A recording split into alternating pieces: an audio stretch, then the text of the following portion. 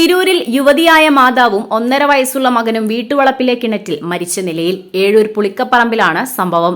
ഏഴൂർ കരിമ്പനക്കൽ ഇബ്രാഹിം കുട്ടി മകൾ ഇർഫാന, അമൻ മാലിക് എന്നിവരാണ് മരിച്ചത്. തിങ്കളാഴ്ച വൈകിട്ടാണ് നാടിനെ നടുക്കിയ മരണങ്ങൾ ഉണ്ടായത്. പിതാവ് ഇബ്രാഹിം കുട്ടി പള്ളിയിൽ പോയതിന് പിന്നാലെ വീട്ടിലെത്തിയ അയൽവാസി ഇർഫാനയെ അന്വേഷിച്ചെങ്കിലും വീട്ടിലുണ്ടായിരുന്നില്ല. തുടർന്ന് നടത്തിയ അന്വേഷണത്തിൽ വീട്ടുവളപ്പിലെ കിണറിന്റെ വല സ്ഥാനം തെറ്റിക്കിടക്കുന്നത് ശ്രദ്ധയിൽപ്പെട്ടു. അതോടെ കിണറ്റിൽ നടത്തിയ പരിശോധനയിൽ മൃതദേഹങ്ങൾ കണ്ടെത്തുകയായിരുന്നു.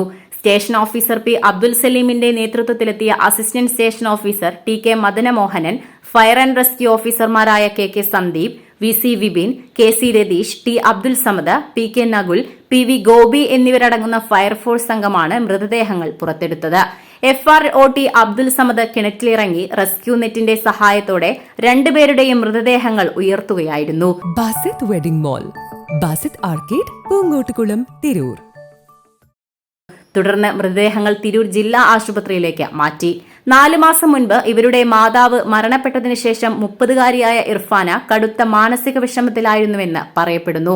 ഭർത്താവ് റാഫി വിദേശത്താണ്. ചൊവ്വാഴ്ച രാവിലെ പോസ്റ്റ്മോർട്ടം നടത്തി മൃതദേഹങ്ങൾ ബന്ധുക്കൾക്ക് വിട്ടുനൽകും. മരണത്തിൽ അസ്വാഭാവികതയില്ലെന്നാണ് പോലീസിന്റെ പ്രാഥമിക നിഗമനം.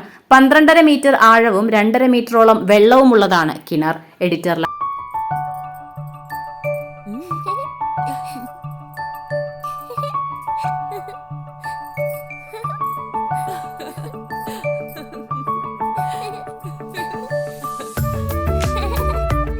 ചില നോട്ടങ്ങൾ പറയാതെ പറയുന്ന ഓർമ്മകളാണ്.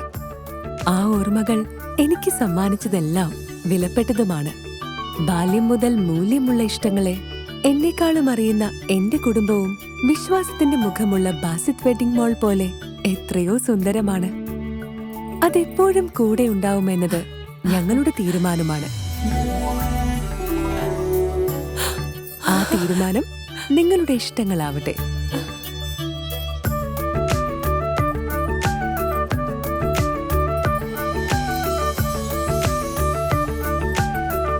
മുപ്പത്തഞ്ച് വർഷത്തെ വിശ്വസ്ത പാരമ്പര്യവുമായി എന്നും എപ്പോഴും കൂടെയുണ്ടെന്ന വിശ്വാസം. Basith wedding mall, Basith arcade, Poongottukulam, Tirur.